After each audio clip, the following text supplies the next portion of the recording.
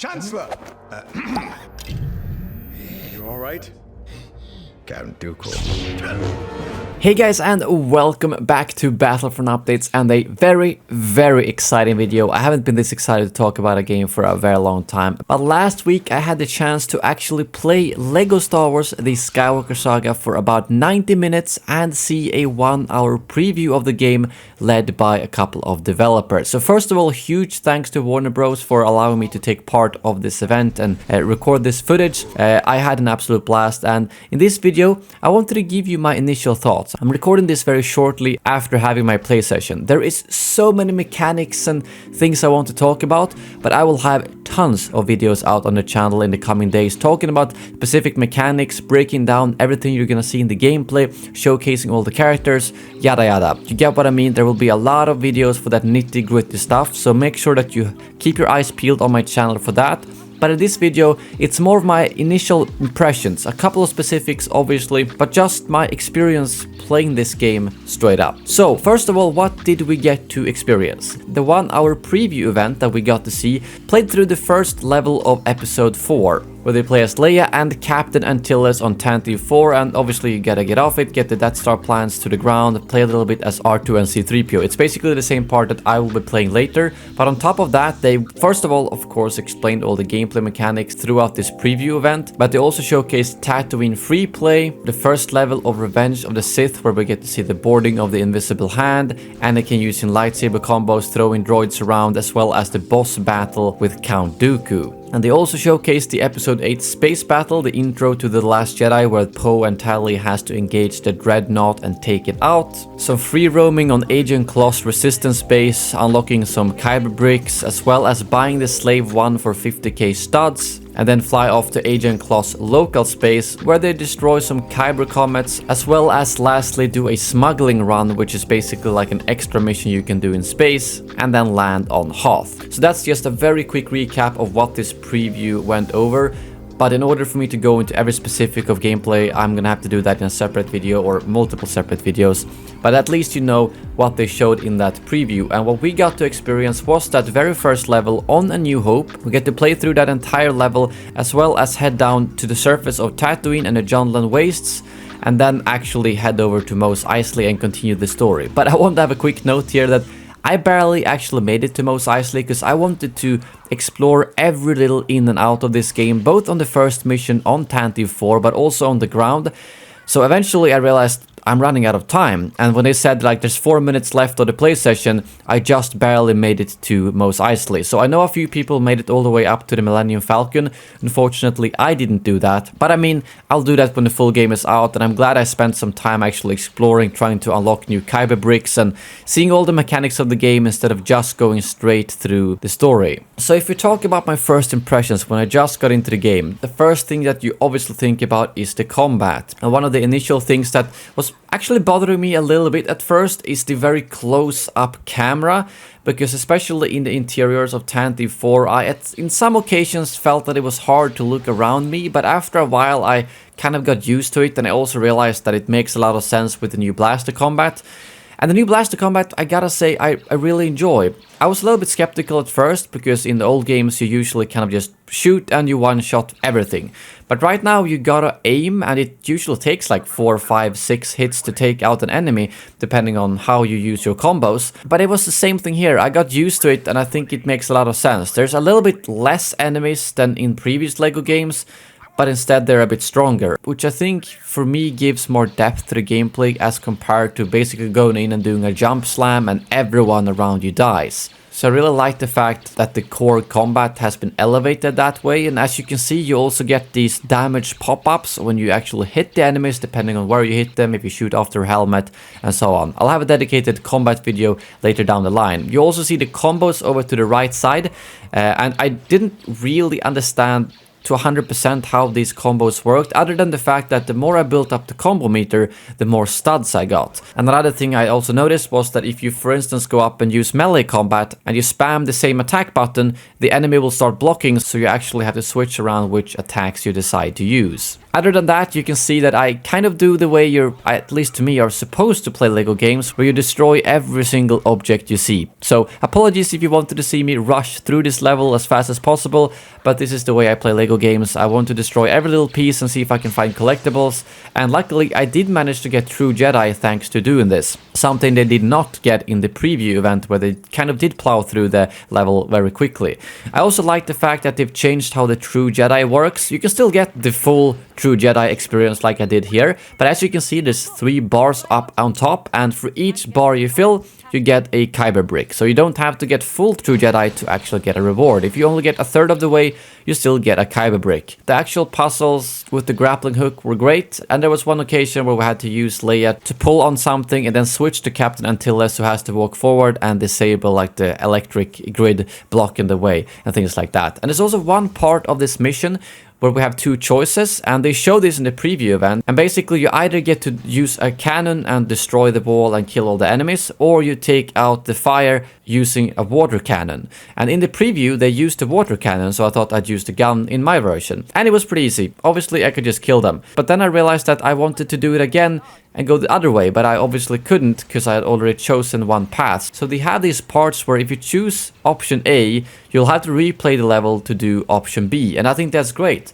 because they have these level challenges on each level, 3 of them I think they said, and I actually didn't manage to finish any of them, although I thought I explored every little crevice. But on the preview, when they went down the water cannon route instead, you actually finish one of those challenges, because what you do is you head into another room, you open up the airlock and suck out all the enemies, instead of using the cannon and killing them like I did. And I think one of the challenges is to do that, maybe like a more friendly approach instead of killing them. So I missed out on that level challenge because I took the left way, but I'm happy I did, because at least we got to see both ways you can do it. I also tried to go and explore the area a little bit, and I did find this like ceiling thing that I could grapple up to and find one of these bats or whatever it is. Actually, I'm not sure what the creature is called, and as you can see it says 1 out of 4, so I'm assuming there's 3 more I can get on this level and then probably get a mini kit. Unfortunately I didn't find the rest of them, and at some point I think I missed a part that I couldn't go back to. Anyways, I felt like I couldn't spend too much time exploring everything, because then I would have missed out on even more of the capture opportunity. And they've also vastly improved how it is to play the droids, and I'm so thankful for that. C-3PO is not super slow anymore, and both C-3PO and R2-D2 or Astromechs and protocol droids are actually really good in combat. They can both jump and hit, and I know it looks a little bit weird, and I guess the old games were more true to how they act in reality, but I don't really care. They're so much more fun to play now. They're not slow, sluggish and annoying to use, but you can actually jump in and have fun with them, which I think is great. And the game is, as always, riddled with humor. Everything from Darth Vader trying to fake a rebel captain voice on the comms, or all of these stormtroopers stuck in the bubble bath. I don't know, the first level really gave you a good idea of all of this stuff. And also when it comes to mini kits, something that I really love collecting, I found 2, only one of which I can get, or probably 3 if we count that bat thing, which I'm guessing is for one more minikit. One I found at the end here, you can basically build it and collect it. But as you can see, I got to this part where you need to have 4 characters to unlock this minikit, and I'm not sure where I missed one, because I found a gonk droid to place on one of them, and then the 2 characters on the other 2. But I didn't see any more gonk droids or characters I could use, so maybe you need to do this in free play, I'm not entirely sure, but at least you can see where the minikit is and how you need to unlock it. So it's full of these nice puzzles in my opinion, and I really enjoyed this first level in every way, from exploring to combat to just progressing. And once we're done with the Tantive 4 mission, we get to head down to the surface of Tatooine, where we see a little cinematic, and we're supposed to play as Luke and find R2, and this is kind of where I strayed off, where normally you would have gone straight for the story mission, you find Obi-Wan, and then you're supposed to head off to Mos Eisley to obviously find Han and the Millennium Falcon. But I kind of stopped there, because before I followed R2 on the surface of Tatooine, I kind of went around all over the place trying to explore these extra missions, finding Kyber Bricks, and I don't know, it's just so much fun. It was stressful because I tried to do everything and tried to capture footage for you guys, but I found so much stuff around these areas, and you can actually go up and just talk to random characters, and they will give you a hint for a mission, like for this one where I was supposed to head over and find a drop pod. Unfortunately, I couldn't complete it because I think I I needed to have R2 and he was stuck in the story mission. You can see me trying to switch to R2 here, but I don't know, I got a bit confused with the menu. Unfortunately, I couldn't finish this particular mission, but here you can see me going into a cave, doing a very quick puzzle, and then unlocking another Kyber Brick. So maybe we should talk a little bit about the Kyber Bricks and what they do and what I think about them. They're pretty different from the golden bricks of old games. Like, I just played the complete saga where obviously you have 160 golden bricks, and they're more like a achievement list, not something you can really use. In the Clone Wars you can build new sections in the hub area, but right here I think there's 1,166 Kyber Bricks, at least that's the number it showed in the preview. And these are more of a currency here. They're still finite as far as I understand. You can only unlock a certain Kyber Brick once. And I'm guessing once you have all of them, you will have everything fully upgraded. And I really like the way these upgrades work, where you choose to either upgrade a specific class, like a protocol droid, a hero, a Jedi, or Sith, or you decide to do more core upgrades which will affect all your characters, such as health bonuses, or the thing that we are prompted to unlock first, the sprint speed. So these upgrades just feels like another level of depth into the game that I'm very excited that they added. In the previous game you didn't really get much to progress the gameplay other than unlocking like the bounty hunters and then going back and accessing new areas. Whereas here you will constantly be able to progress your gameplay, make your characters better, and your core experience more smooth. So I think the way they implemented these Kyber Bricks are great. The ways I did find to unlock them was either, like I said, through True Jedi. I got 3 by doing the first level in True Jedi, and then I found some random ones around the free play area of Tatooine. And I know you can also get them by destroying these Kyber asteroids in the space battles. I didn't get to play that myself, but we got to see that in the preview, and doing extra missions. So there's a lot of ways to get Kyber Bricks, and that's probably why there's like over 1,000 of them, but I like the depth that they've added to the game. One of my honest worries when I first saw the preview and the stuff before is that I thought maybe they made the game a little bit too complicated, both with all these upgrades, with the combat, but I realized that you can still play the game the way that the old games work. You can just go in and mash a button. You don't even have to care about all the Kyber Bricks or the upgrades. You can do a couple of upgrades that you will get from like finishing levels or True Jedi and stuff, but you don't have to worry about all the upgrades or all the combos and stuff. You can kind of just go in there, and for instance, if the enemy blocks, you will always get prompts to click specific buttons to actually counter the enemies or break their blocks. So it wasn't at all as hard as I thought it would be. I didn't think it was going to be hard, but I was expecting it to maybe be too complicated for a Lego game where I would have to concentrate a lot all the time, but that wasn't the case. I could still go in there and just mash everything and just have fun basically, and that's what I want to do in Lego games.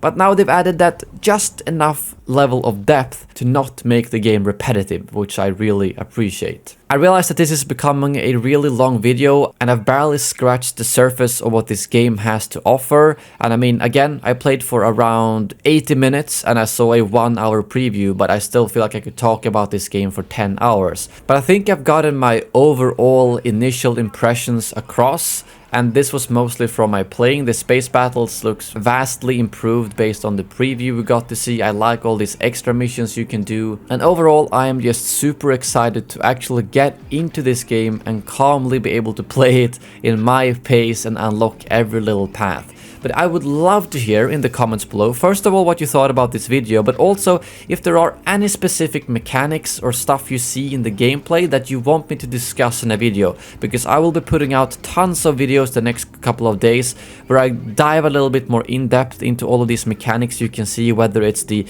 unlockable rumors, the Kyber Bricks, the space battles, all the characters in the game, costumes, and so on. But if you have any requests, make sure to leave them in the comments below. And also, if you're new to the channel, feel free to subscribe for tons of more LEGO Star Wars content. Thank you very much for watching, and as always, may the Force be with you.